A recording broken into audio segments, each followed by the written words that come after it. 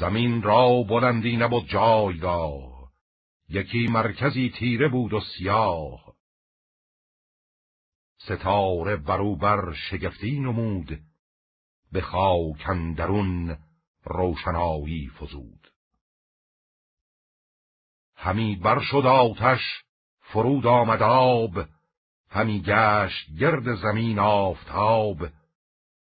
یا رست با چند گونه درخت، به زیر اندر آمد سرانشان ز بخت.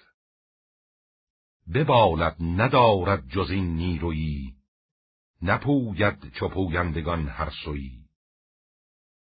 وزان پس چو جنبنده آمد پدید، همه رستنی زیر خویش آورید.